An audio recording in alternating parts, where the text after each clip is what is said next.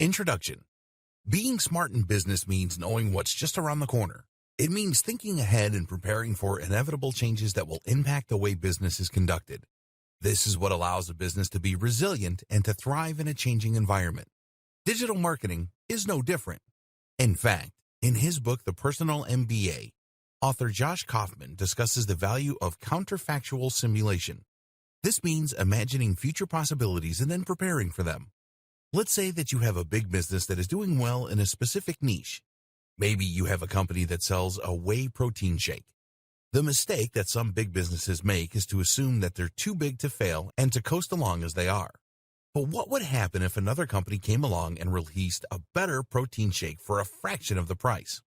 What if a new source of protein were to be discovered? What if a study revealed that whey protein was bad for us? Any of these things could happen and could completely shake up even the most established business. The smart company, though, will already have considered these eventualities and prepared for them. This is counterfactual simulation. It's thinking about what's just around the corner and then preparing for those possibilities. As digital marketers, that means thinking about things that could impact on the face of marketing. And one of the things that could have the biggest impact of all? Artificial intelligence. AI and machine learning have the potential to completely change the face of internet marketing, rendering many older strategies obsolete even. Only by preparing for those changes can you ensure that your websites manage to hold their position in the SERPs, that your advertising campaigns remain profitable, and that your services remain relevant. And a lot of this stuff isn't just speculation. It's happening right now. AI is already making huge waves even though you may not realize it yet. It's affecting the way that SEO works, the tools and software we use, and the way that ads are displayed. AI is able to think faster and smarter than any human, and that's especially true when it comes to internet marketing, which is a data-driven pursuit. An AI marketer can create endless amounts of content in a second, doing the work of hundreds of humans. All of that content will be perfectly catered toward the target demographic. AI will run Google. It will manage entire business models. It will run AdWords, and it will run new tools we haven't even dreamed up yet. The digital marketing singularity is just around the corner. This training will help you to prepare and explain several concepts. AI versus machine learning, how to conduct SEO now that Google is an AI-first company, chatbots, programmatic advertising, big data, RankBrain, digital assistants, data science, SQL, latent semantic indexing, and the future of internet marketing. In this training, you will gain a crystal ball with which to gaze into the future of internet marketing and to ensure that you are ready for all those changes when they come. By the end, you'll be better prepared and in a better position than 99.9% of other marketers. Dear valued customer, would you like to discover a shortcut to learning and being ready for artificial intelligence in digital marketing? If so, pay close attention to this very limited, special offer. You will only see this once. First off, thanks so much for purchasing the guide that will teach you all the skills you need to learn and be ready for artificial intelligence in digital marketing. If you follow the step-by-step guide, you'll be heading straight to that goal. But what if you could do it even faster? And what if you could ensure that you get the absolute best results possible and stay focused? In short, making sure that this is a real success. Now, the good news is that you can. For a limited time, you can get access to the video upgrade to the guide you just purchased at a very low price. This powerful upgrade will make it easier to get started and stay committed to your ultimate goal. Just to be clear, this is an exclusive upgrade for customers only. Why do you need to upgrade to the video version of Artificial Intelligence in Digital Marketing Guide? Did you know that most people learn a lot faster when they see something being done on video other than just by reading about it? That's because most people out there are visual learners. How do you normally learn the best? Although the guide you just purchased gives you a step-by-step approach to learn and be ready for artificial intelligence in digital marketing, experience tells us that it requires learners to pay very close attention to the details to get the best results possible. If you miss any of the most important details or do things the wrong way, you may miss out on the full benefits offered inside the guide. For that very reason, I've put together a video version to make it easier to get positive results quickly. The video version of the guide you just purchased will help you avoid missing any important key details that you might miss by only reading the guide. Stay focused and accountable, and follow through and make sure you get ongoing results.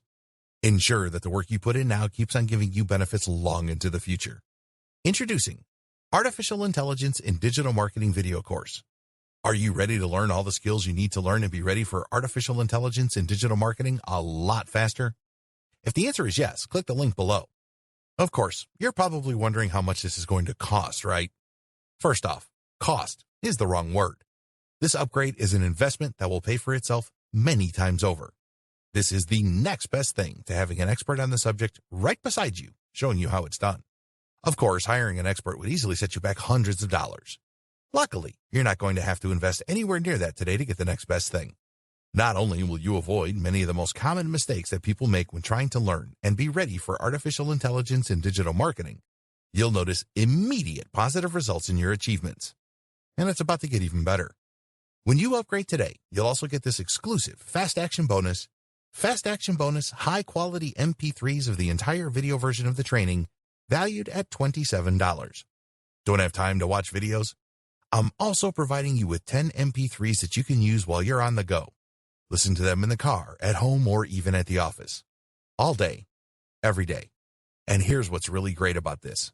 You don't have to decide anything today.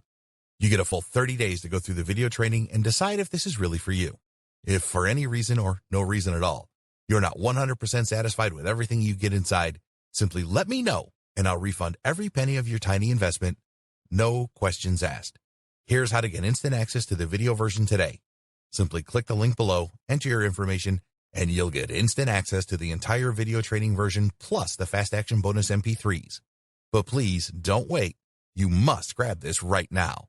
In fact, if you close this page, you may never have the opportunity to upgrade to the video version of this ever again at an investment this low. Are you ready to make things happen a lot faster? If you prefer to learn by being shown how to do something and you want to get results quickly, this is for you. If you're really serious about how artificial intelligence will transform digital marketing and how to be ready, this is for you. And if you're one of those people that's a visual learner, you need this. Here's to becoming the most productive you that you can be. Remember, if you close this page, you may never see this again at such a low investment. There's no risk. Try this out for 30 days and then decide if it's for you. It doesn't get any easier than that. Dear valued customer, would you like to discover a shortcut to learning and being ready for artificial intelligence and digital marketing? If so, pay close attention to this very limited, special offer. You will only see this once.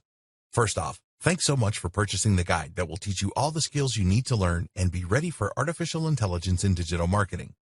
If you follow the step-by-step guide, you'll be heading straight to that goal. But what if you could do it even faster?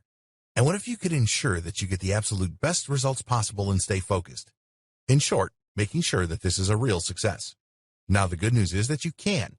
For a limited time, you can get access to the video upgrade to the guide you just purchased at a very low price. This powerful upgrade will make it easier to get started and stay committed to your ultimate goal. Just to be clear, this is an exclusive upgrade for customers only. Why do you need to upgrade to the video version of Artificial Intelligence and Digital Marketing Guide? Did you know that most people learn a lot faster when they see something being done on video other than just by reading about it? That's because most people out there are visual learners. How do you normally learn the best? Although the guide you just purchased gives you a step-by-step approach to learn and be ready for artificial intelligence and digital marketing, experience tells us that it requires learners to pay very close attention to the details to get the best results possible. If you miss any of the most important details or do things the wrong way, you may miss out on the full benefits offered inside the guide. For that very reason, I've put together a video version to make it easier to get positive results quickly. The video version of the guide you just purchased will help you avoid missing any important key details that you might miss by only reading the guide. Stay focused and accountable, and follow through and make sure you get ongoing results. Ensure that the work you put in now keeps on giving you benefits long into the future. Introducing Artificial Intelligence in Digital Marketing Video Course. Are you ready to learn all the skills you need to learn and be ready for artificial intelligence and digital marketing a lot faster? If the answer is yes, click the link below. Of course, you're probably wondering how much this is going to cost, right? First off, cost is the wrong word. This upgrade is an investment that will pay for itself many times over. This is the next best thing to having an expert on the subject right beside you, showing you how it's done. Of course, hiring an expert would easily set you back hundreds of dollars. Luckily, you're not going to have to invest anywhere near that today to get the next best thing. Not only will you avoid many of the most common mistakes that people make when trying to learn and be ready for artificial intelligence and digital marketing, you'll notice immediate positive results in your achievements. And it's about to get even better. When you upgrade today, you'll also get this exclusive Fast Action Bonus. Fast Action Bonus high-quality MP3s of the entire video version of the training, valued at $27. Don't have time to watch videos? I'm also providing you with 10 MP3s that you can use while you're on the go. Listen to them in the car, at home, or even at the office. All day, every day. And here's what's really great about this. You don't have to decide anything today. You get a full 30 days to go through the video training and decide if this is really for you. If for any reason or no reason at all, you're not 100% satisfied with everything you get inside, simply let me know and I'll refund every penny of your tiny investment. No questions asked. Here's how to get instant access to the video version today. Simply click the link below, enter your information, and you'll get instant access to the entire video training version plus the Fast Action Bonus MP3s. But please don't wait. You must grab this right now. In fact, if you close this page, you may never have the opportunity to upgrade to the video version of this ever again at an investment this low. Are you ready to make things happen a lot faster? If you prefer to learn by being shown how to do something and you want to get results quickly, this is for you. If you're really serious about how artificial intelligence will transform digital marketing and how to be ready, this is for you. And if you're one of those people that's a visual learner, you need this. Here's to becoming the most productive you that you can be. Remember, if you close this page, you may never see this again at such a low investment. There's no risk. Try this out for 30 days and then decide if it's for you. It doesn't get any easier than that. What is AI and machine learning? Before we go further, we should first take a look at precisely what AI and machine learning actually are. These are two related but also distinct terms which often get confused. Both will impact on marketing, but in different and unique ways. AI, then, is artificial intelligence. That means software and hardware designed to act and appear intelligent.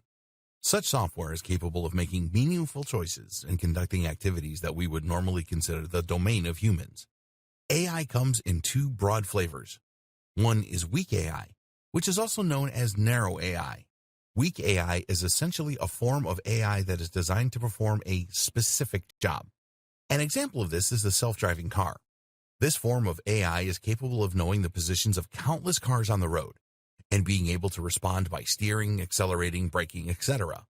If you were to watch a self-driving car from the outside, you might think a human were driving.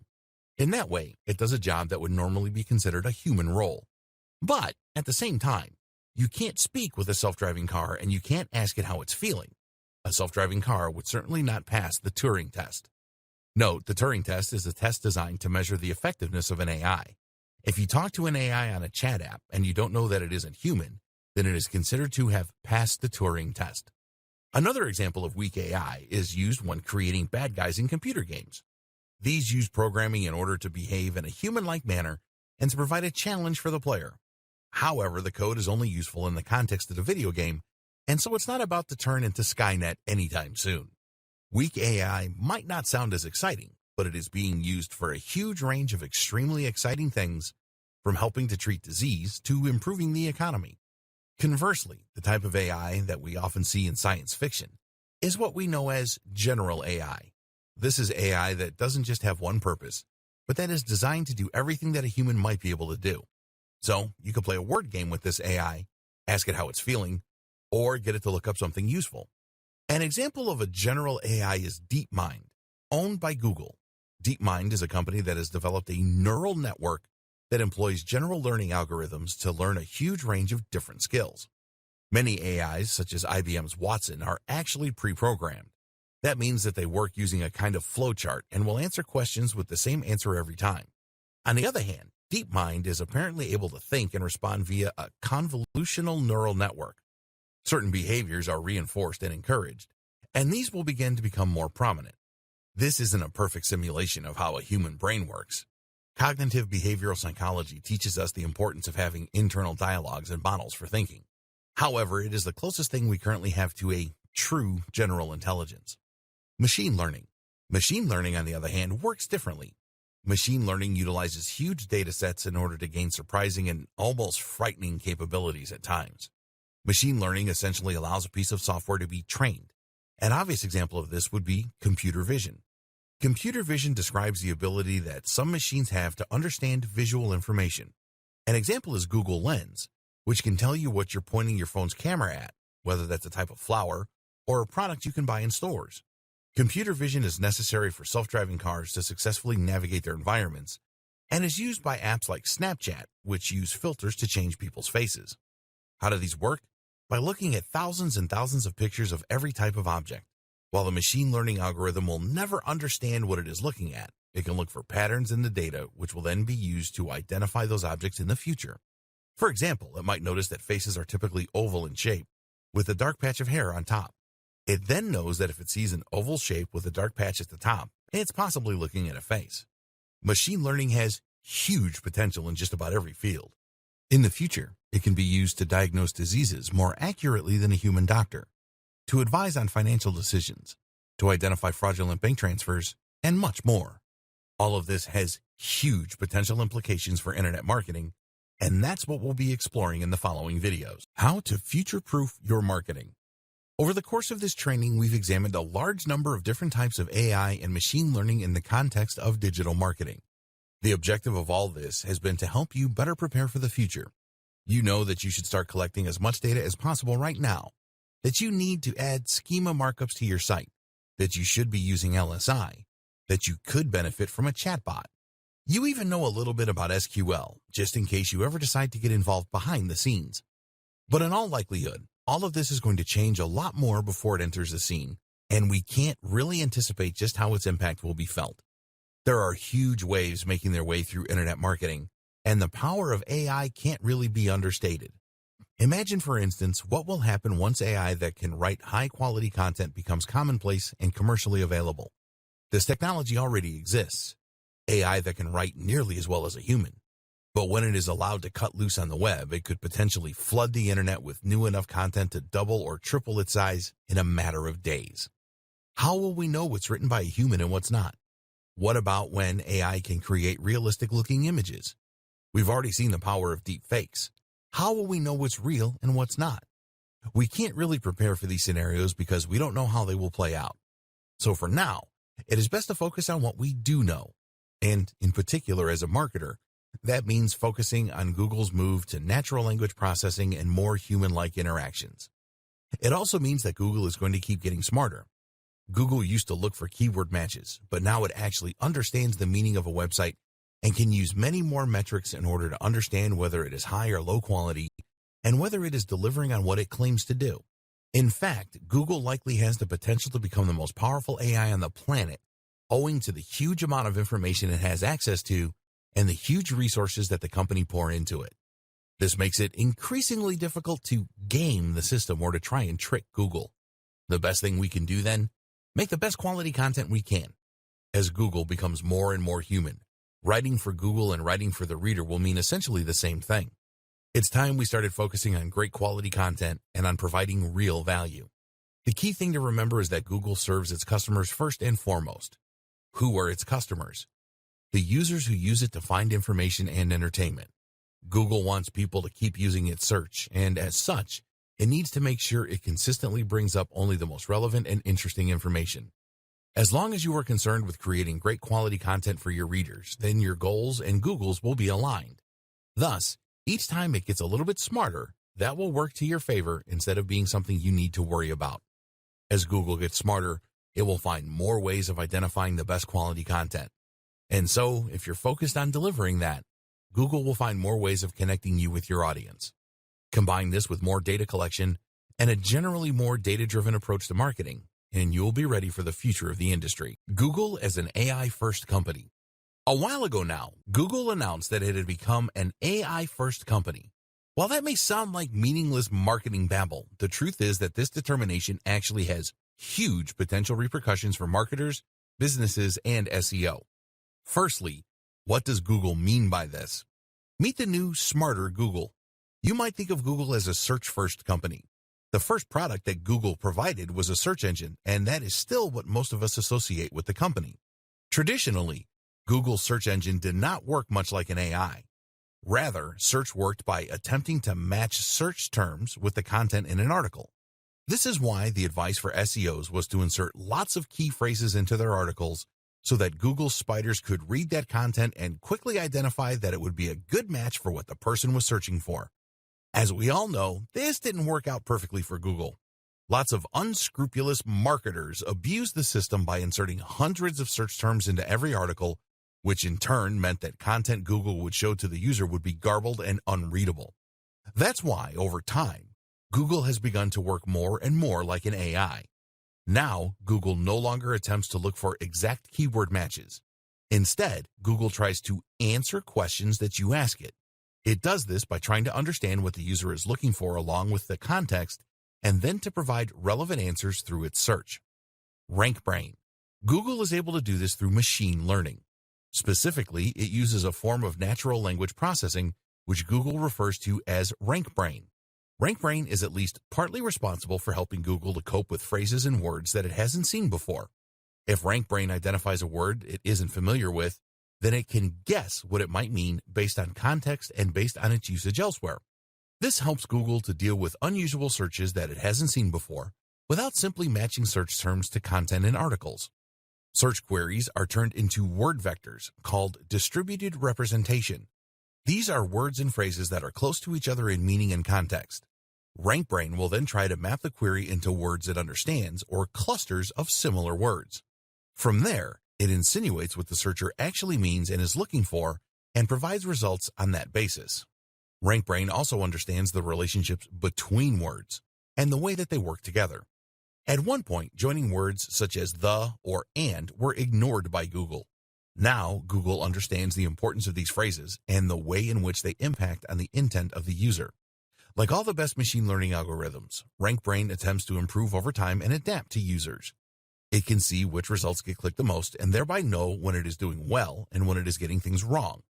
As such, it is able to improve search results for any given keyword quickly through algorithmic testing, which is helping to weed out low-quality content that attempts to game the system.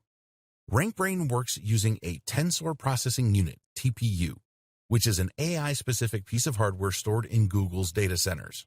This is a specific chip that is better able to handle the specific challenges of machine learning tasks. Google's further plans. Over the past few years, Google may have seemingly diversified. It now makes smartphones, it now makes self-driving cars, and it now makes apps like Google Lens.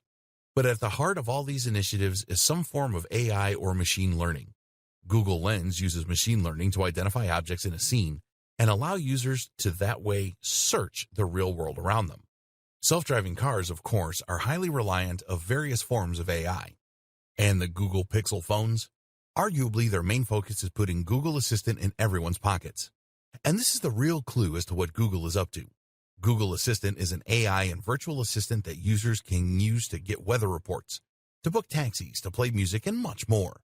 Google Assistant uses a combination of machine learning to detect human language, for example, and AI in order to provide useful results and speak in a natural manner. Google Assistant is closely integrated with Google Search. You can ask Google Assistant a question like, "Who started Iron Man?" and it will give you a natural answer.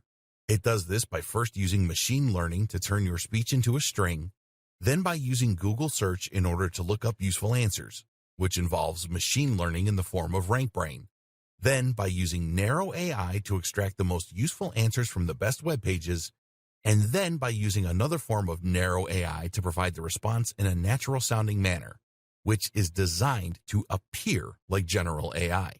Much of this is carried out not on the device that you're speaking to, but on Google's TPU located in the cloud. What does all this mean for marketers? So what does all this mean for marketers? Simple. It means that Google wants to be able to understand your content and extract the most useful information.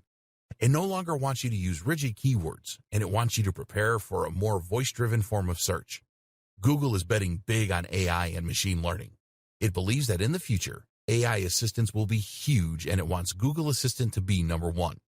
It envisages a future where we spend less time staring at our devices and instead get the information we need by asking our phones or our Google Homes. We'll speak naturally to these devices, and they'll provide us with handy answers. Preparing for semantic search. Whether Google Assistant eventually becomes the ubiquitous tool that Google wants it to be or not, the fact remains that Google wants search to become increasingly more natural and human. It already has in many ways. That means that marketers and website owners need to make some changes to the way they do things. It's no longer enough to find a keyword and repeat it a whole lot. You now need to work as though you're speaking with an AI. And that means a couple of things. LSI, Latent Semantic Indexing.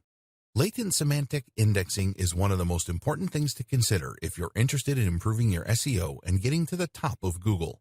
It's even more critical if you hope to be ready for Google's AI-driven future. Not only is it a powerful concept in itself, but it is also an important microcosm of the broader changes that we are seeing to SEO today. Search engine optimization is a big and very important part of digital marketing, and if you want to drive the maximum number of people to your website or blog, then it's absolutely essential that you have the search engines on board.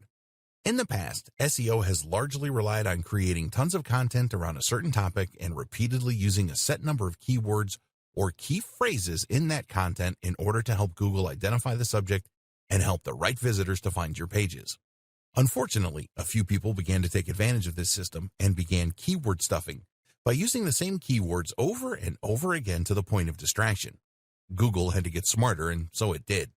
Today, using the same keyword too much will get you into trouble. So what does Google do instead? It looks at context and the broader subject of the article. In other words, it looks for synonyms and related terms, and this also gives it the ability to better understand what your page is about.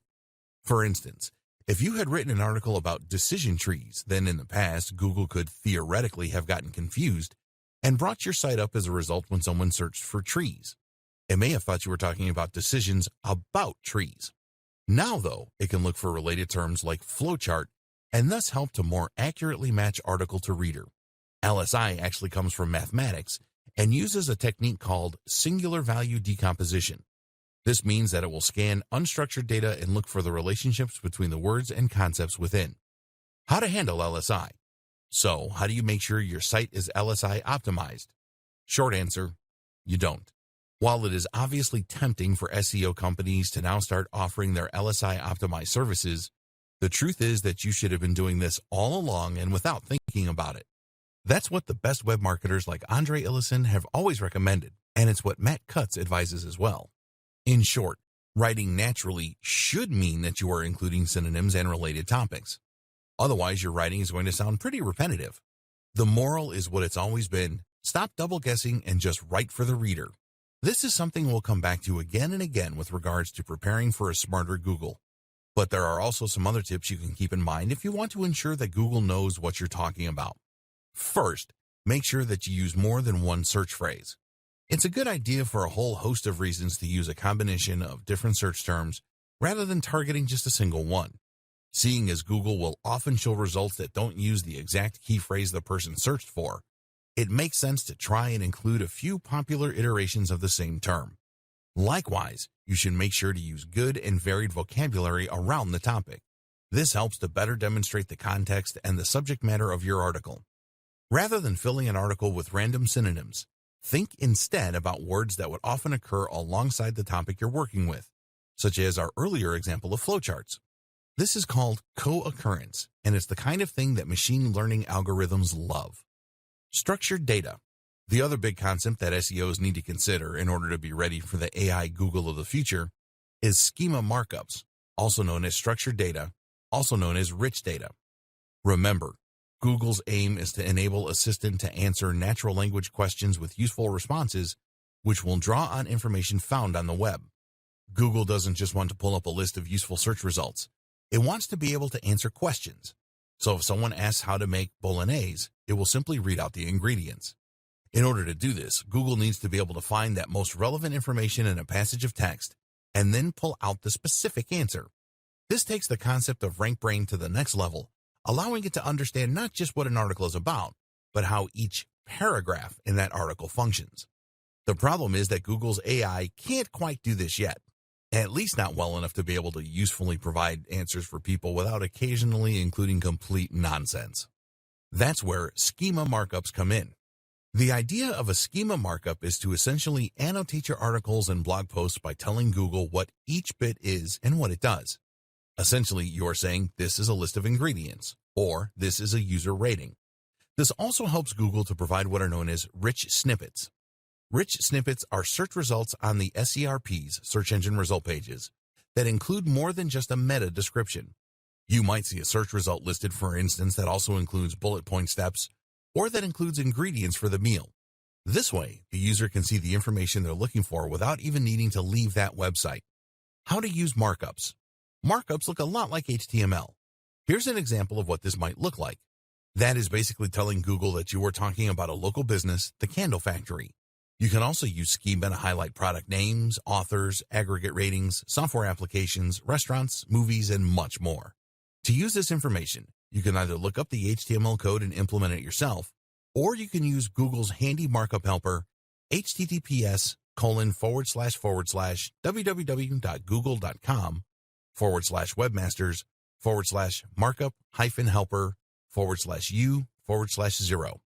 Here you will simply share the URL of the page you want to mark up, and it will then provide you with the opportunity to create the necessary tags. There are also plugins you can use to the same end through WordPress. The good and the bad of schema markups. The savvy among you may have noticed some worrying issues with schema markups. Specifically, they encourage people not to visit your website. Let's say you have a recipes website and you included an article on cooking bolognese. You probably did this hoping that people would search for it on Google, find your website, and then visit your page in order to read about it. In doing so, they might also click on a few ads, they might buy an affiliate product, or they might just remember your brand so they come back again in the future. But if Google simply takes your key information and shares it, then there is no real incentive for them to actually visit your web page. As such, there's no chance that they will click on your ads or buy your products. They'll not even know that the information came from your website. Essentially, Google is this way using our intellectual property without any remuneration, which has upset a lot of webmasters, businesses, and marketers. So should you avoid using these features altogether? Unfortunately, that is not really an option. Remember, Google also uses markups in order to provide rich snippets. These are the more media-rich search listings, which include things like star ratings, images, bullet points, and more. These really help a web page to stand out in the SRPs and thereby ensure that more people click on that listing. And while you might not get any benefit from having Google read your ingredients out, if you don't include markup language, then it will just get that same information from one of your competitors. Google wants to use schema markups, and that means that it will likely reward those sites that do with a little SEO boost. For all those reasons, it's essential that you keep using this strategy, even though you might be giving Google free information in doing so. In the future, if more and more people talk to their Google Assistant rather than browsing the web for information, then there's a good chance Google might need to rethink its policy, lest it face a rather big backlash from content creators. Big data. You might hear the term big data thrown around a lot and not fully understand what is meant by it. In this video, you will be enlightened and learn how big data can help you and your business both now and in the future. Essentially, big data is nothing more than large data sets. These large data sets are increasingly common online, seeing as everything online is easy to measure and document. If you think about a company like Google, it has immense data sets that it works from, describing the search history of billions of users. But even a standard website that gets 1,000 visitors a day will work with huge amounts of information. A website will naturally record each of those visits and will also store data about each one, such as the country of origin and the length of time spent on the site. In a few weeks, this data will likely crash a lot of spreadsheet software. The reason that big data is featured in so many discussions is that it is very difficult to handle. Making sense of such huge amounts of information requires a lot of smart math, while simply storing and handling that kind of data requires a lot of storage and computational power. But the potential value of big data is also absolutely huge. Big data provides patterns and insights that you simply can't get by observing a few users. This is essentially how machine learning works, by looking for patterns in massive data sets. The difference is that this is being leveraged in a slightly different way. Predictive modeling. Predictive modeling is a process that involves data mining and probability to forecast potential future outcomes. A model is created using a number of predictors. Predictors are variables that are thought to influence future results. Once data is collected for these predictors, a statistical model can be created. That might use a simple linear equation, or it might use complex neural networks. Either way, statistical analysis can then be used in order to make predictions about how things are likely to go in the future. With regards to marketing, this can help provide better customer insights, better lead scoring, campaign nurturing, upselling and cross-selling, personalized product recommendations, and more. Amazon is an example of a site that uses big data in order to provide personalized product recommendations. Amazon doesn't just use a database of items grouped together, which would be almost impossible to maintain, but rather generates data automatically from every single transaction and sale, and then looks for patterns. It will see what products tend to be bought together, there's that co-occurrence again, and can therefore use this information to show items that it thinks a user might want to buy next. Likewise, when it comes to lead scoring, big data can be immensely useful. Lead scoring means understanding which leads are likely ready to purchase and which are not. This is immensely useful information for companies that might want to send sales letters to the cross-section of their mailing list that they think will actually buy from them, rather than being put off by the amount of sales material they're receiving. Amnesty International uses segmentation and predictive modeling techniques in order to better identify the right groups to market toward. By collecting data and then looking at what that data reveals about the kinds of people who donate, Amnesty International knows who it should be targeting with its ads, how much they are likely to spend, and how they're likely to do it. Any charity can benefit from this kind of data analysis, as can any business. Collecting big data. If you want to start collecting data for your business, there are a wide number of plugins and tools you can use to do so. You should find that a lot of tools, such as Google Analytics, will allow you to export massive amounts of data in order to work on. You can then choose to use this information yourself or outsource it to a data science organization that can use that information to provide valuable, useful insights. Another good idea to prepare yourself for the future is to allow users to create profiles. By doing this, you can collect much more data on individual users and in future provide better recommendations on an individual basis too. This is something that stores have been doing for decades with loyalty cards. But of course, the digital nature of selling online creates even more potential opportunities. Computer vision. As mentioned, computer vision is the ability for machines and computers to see by learning from huge data sets and machine learning. By observing countless images, a machine can learn to identify images in an object or to navigate an environment without crashing into things. What does this mean for the future of SEO? One big thing, and one thing that you should make sure that you are ready for, is that Google will likely start paying more attention to images on websites. Traditionally, we've been told to avoid using images for things like site names. Why? Because Google can't read an image, and therefore we won't get any SEO benefit from that. But Google does have software that can read text from an image. This is called OCR, Optical Character Recognition. And if you want to see just how good it is, try pointing Google Translate at a foreign language and see it appear in your native tongue in real time. If Google can do this, then it's only a matter of time before it starts reading the text in your images to see if they back up the niche and key phrase that you are targeting with your website. Likewise, seeing as facial recognition is already a big deal when it comes to security and Facebook, it is probably only a matter of time before Google starts using that too. For example, if you write a blog post about Sylvester Stallone, Google might someday look not only at your content, but also at the photos on your page in order to see if there are pictures of Stallone there. Google Images might one day not be reliant on surrounding text at all, but might instead base its results purely on what it sees in the image and whether this lines up with what you're searching for. Issues like image quality are also likely to play a big role in the future. Google might opt not to recommend your web page if it thinks the imagery on there is poorly chosen and out of place. So what can you do to prepare? For now, the closest thing to communicating with Google via images is the use of markup language and/or file names and alt tags. Using alt tags to describe images can help Google to know what they represent, and therefore to better decide if your site is relevant for a particular user. Meanwhile, make sure that all the imagery you are using is relevant and high quality. Advertising. At its core, machine learning is about evolving. It's about getting more and more data to the point that it can make more accurate assertions. While face detection in images might start out poor, the system evolves and learns to the point where it becomes more accurate than a human. Imagine if you could turn that power to advertising. Imagine if you could show precisely right advertisements to precisely the right people at precisely the right times. Imagine if your advertising campaign evolved to get more and more specific, so that an increasingly large number of viewers clicked on the ads and bought your products. The longer the campaign ran, the more your profits would increase and the less you'd spend on ineffectual ads. That is precisely how programmatic advertising works, and you can start using it right now. What is programmatic advertising?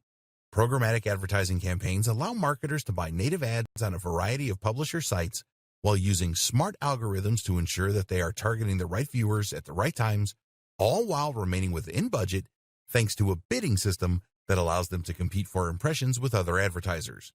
In short, these campaigns give the precision and quality of native advertising, like banner ads, while at the same time allowing for the control, adaptability, and precision that you would get with a PPC campaign. The net result is ads appearing on the sites of carefully selected publishers, but only when and if they are likely to yield the best results. Programmatic advertising uses a complex algorithm in order to identify your business's ideal customer and then to figure out where they are likely to appear on the web. It will then show the ads in those places and then utilize a learning algorithm. Instead of going from one publisher to another discussing rates, you allow a bot to do all the work for you. More importantly, though, this means that you won't waste money on an ad slot that no one looks at. Your ads will be chosen and honed by a smart algorithm, and the result will be that they get higher CTRs from the right targeted customers. RTB. This is how programmatic buying is different from other PPC or just buying a banner ad on your favorite news site. Giving you further control, meanwhile, is the option to use RTB, or real-time bidding. What RTB essentially means is that you are automatically entering into a bidding war each time a page loads based on your predefined budget. These bidding wars allow your ads to compete with other advertisers around a large selection of different websites that all cater to the specific demographics and context that you have chosen. In other words, you will define that you want to target sports sites catering to an audience of males in their 20s to 40s, and from there your ads will appear across a selection of those websites, which you can still curate in some cases if you wish, based on the outcome of each little bid. This allows you to target your audience across a range of different sites and to avoid paying too much to do so. On the other hand, direct buying is essentially a bulk order of impressions from a specific website or websites such as ESPN. You can still filter your impressions by a range of factors such as location or browser, but essentially you will be targeting a specific site and securing a place on that precise spot. Direct buying is effectively a little more like advertising with a banner ad, while RTB is a little closer to the PPC model. Here you bid for spots across a range of websites, while still having a little more control. Deciding what will work best for you will depend on a number of factors. For instance, your budget is going to come into play, as direct buying tends to be more expensive because lower CPIs won't have as many opportunities to appear. It's also worth considering that RTB gives you more flexibility, more data, and more control.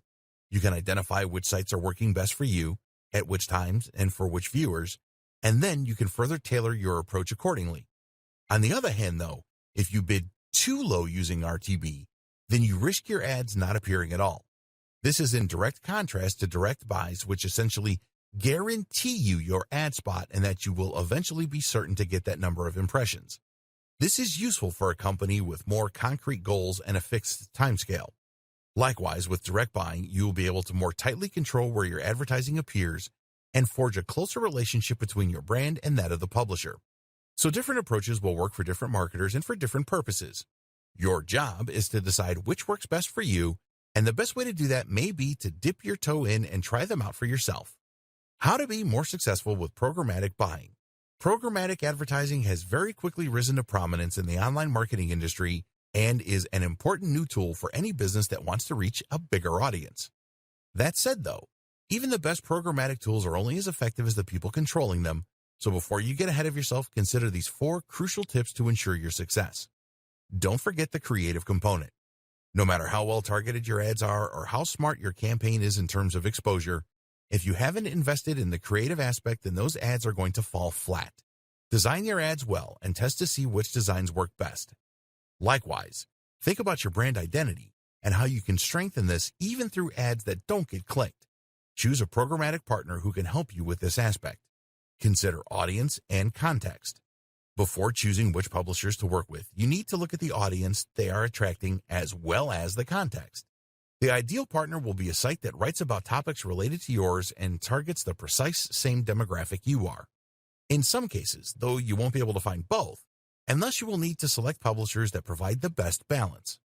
And don't be tempted to ignore context in these situations, because studies show that the same person is far more likely to click on an ad for golf clubs when they are on a golfing website compared with a news site. More to the point, Someone who wants a wedding dress is only going to want that wedding dress during a particular time in their life, and this really demonstrates the importance of context. Be willing to spend to begin with. The beauty of programmatic advertising is that you can directly manage your spending in real time to ensure you get the maximum exposure whatever your budget. However, it is highly recommended that you start out with a higher spending limit than you intend to continue with, as this will enable you to more quickly identify what works and what doesn't. Remember, you want more data, and that means you want more clicks. As you tweak your campaign in response to stats and ROI, you will get closer and closer to the optimum setup. But if you don't spend the money up front, then you won't be able to tell if your campaign is working because you won't win enough bids. Spend a little up front and you'll save money in the long run once you settle into your groove. Make sure your ads fit in. The downside of any automated advertising campaign is that you can lose that personal touch.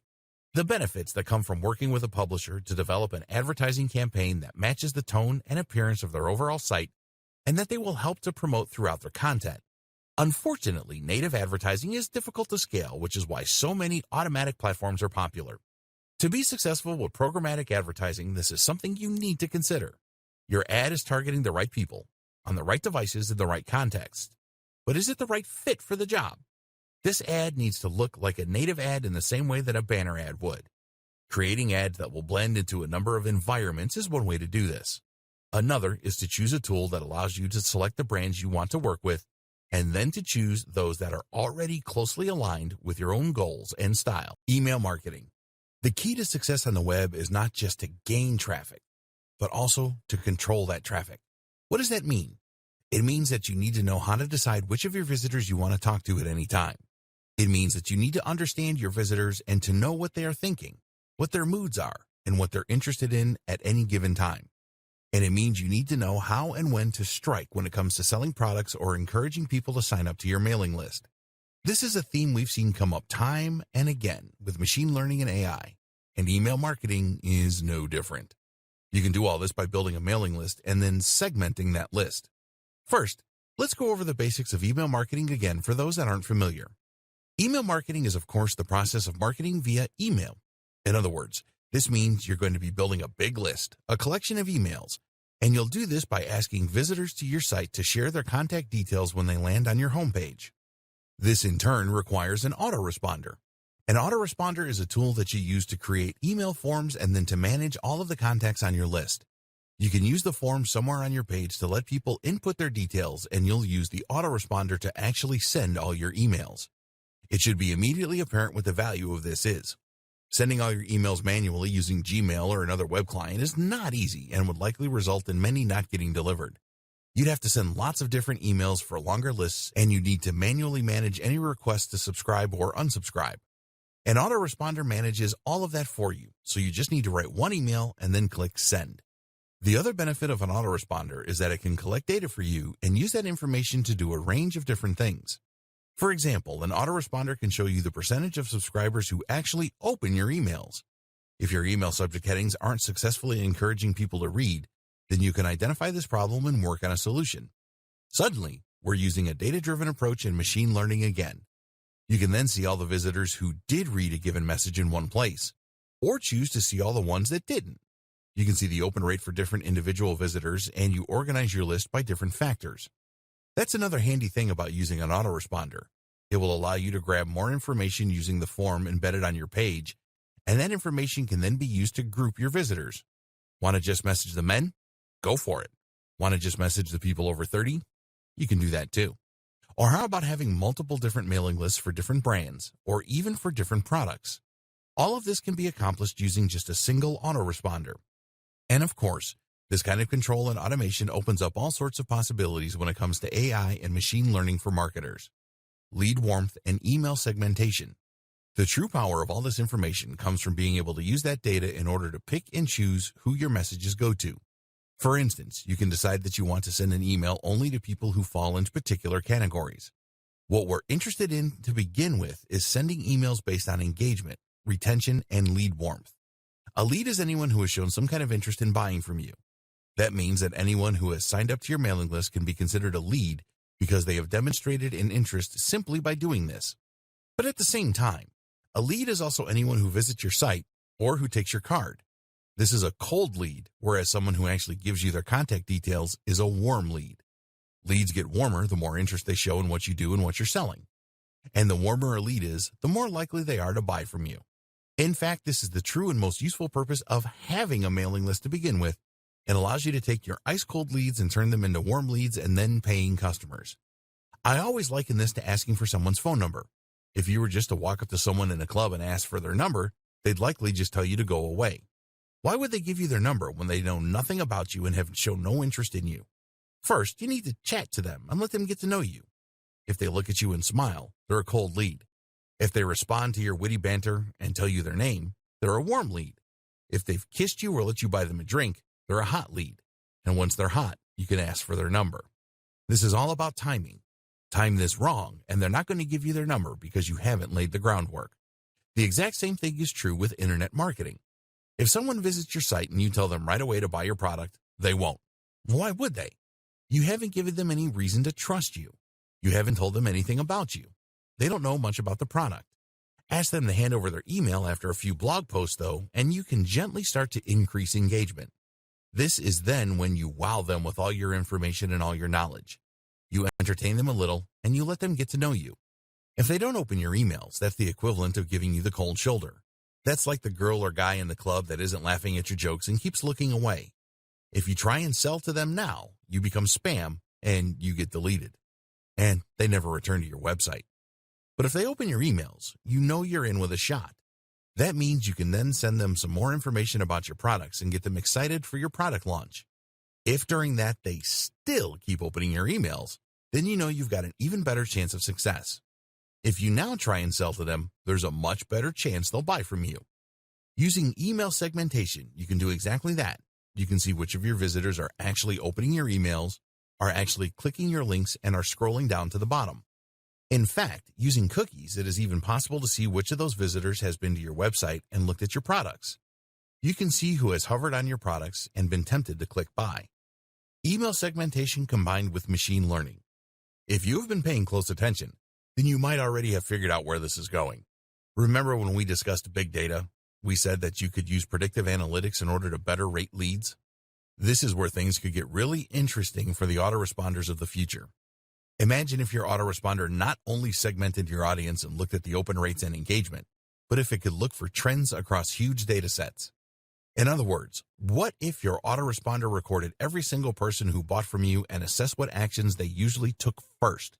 This would allow that machine learning algorithm to better spot when a user is behaving like someone ready to buy and to send them a message tailored to encourage that purchase.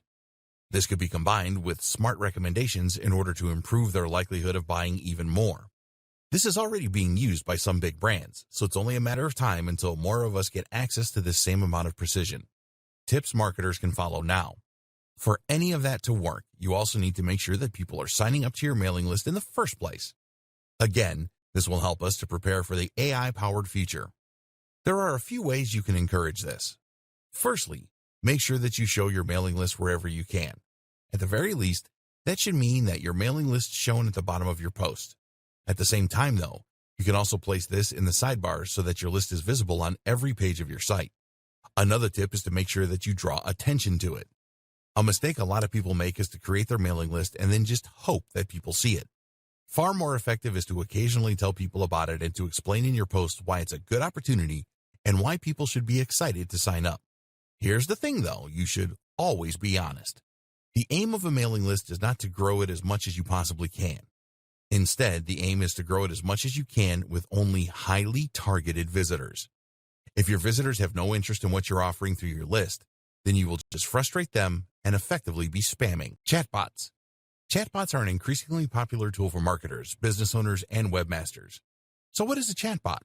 Essentially, a chatbot is a minuscule AI that will normally live on a website and will then be able to answer questions and engage in basic conversation. Very often, chatbots are used in customer service. This way, a website can answer commonly asked questions and significantly lighten the load on its customer service team. The company can provide the support it wants to for its buyers without spending a huge amount on extra members of staff and call centers. But a chatbot can be much more than just customer support. Chatbots are just as effective in marketing and can be extremely effective at increasing sales and profits. Chatbots are particularly effective at kickstarting a sales process by welcoming visitors to a website and asking them what they're looking for. Instead of relying on UX to try and guide the visitor to the right part of the page, a chatbot can instead simply ask what they are hoping to buy and then take them to that page. What's more is that it can provide useful recommendations, perhaps informed by previous buying history, and it can reduce any concerns that users might have. Chatbots can even get information from customers by asking them their budget or what it is they're looking for. Even if they don't buy, you now understand their intent, and you can use this information to hone your marketing strategy further. Some pundits argue that in the next few years, 85% of business might be done through chatbots. So how can you get started? 80% of businesses say they want chatbots in place by 2020. Facebook chatbots. One option is to invest in a Facebook chatbot. There are plenty of sites and services online that will sell these for you. Facebook Messenger is a new frontier for a lot of small businesses. While it has crept under the radar for many marketers, the numbers speak for themselves. Facebook Messenger is currently used by over 1.2 billion people. That's 11% of the entire human population. And what makes Messenger even more powerful is that it can be embedded into your website. Over 20 million pages use messaging, and that number is growing. This provides a very simple and easy way to communicate with your visitors, to answer their queries, and to help convert traffic into sales. But you can't be available 24/7 to cater to all your visitors' needs, and this is where a chatbot comes in. This is a basic AI that can tend to your customers and help to provide a more personal experience while answering basic questions. This is a hugely powerful tool for businesses, as it means you'll no longer lose visitors that struggle to find their way around the website or to get the information they need. Imagine if customers could order food by just sending a Facebook message and then answering a few automated questions. Or what if a business could access your expert legal advice without ever needing to speak to you in person? All of this is possible in the near future. Facebook chatbots can even be proactive by sending messages to potential customers. You need to be extremely careful with this, seeing as it can be seen as spam. But if you have an automated system that's able to reach out to potential buyers at just the right time with a carefully crafted message, this can be huge for business. Other types of chatbot. Of course, not all chatbots are Facebook chatbots.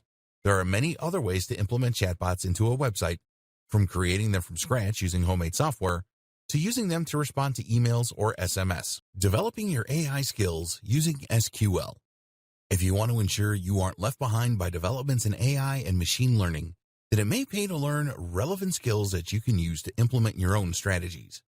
At least by understanding the tools used in AI and machine learning, you will be able to navigate these new horizons and make smarter decisions for your business.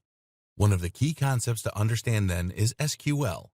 SQL stands for Structured Query Language and is a declarative language that is used to store and retrieve information from a database. If that sounds like gobbledygook, it basically provides a set of commands you can use to manipulate large data sets. SQL is crucial for data science and machine learning. It takes a number of forms, such as MySQL, SQL Server, and SQLite. Each uses a slightly different dialect to achieve the same thing: interact with relational databases. Relational databases consist of numerous tables like you see in Excel, with columns and rows. So if you had a lot of visitors to your website, you might fill out their data across rows such as name, age, contact details, etc. Pull out any given visitor, and it will bring their details up so that you're ready to call them and market to them. SQL then allows you to do things like creating whole new tables or inserting new rows, columns, or cells. You can do this with simple commands like create table and insert into. To make a new database, you first need to use a command to make it, and from there, you can then begin inserting tables like so. One of the most powerful commands is something called select, which allows you to retrieve information across one or more tables. For instance, you can use this to get the details of anyone over a certain age, like so. Group by is a command that lets you group results according to certain conditions. Cursors let us move through sets of data and make changes. While this all might seem quite simple, combined with huge amounts of data, these simple commands can yield fascinating results and be extremely useful in informing future decisions. This is essential how machine learning works. And if you ever want to work as a data scientist to employ big data solutions or machine learning applications, this is what you will need to know.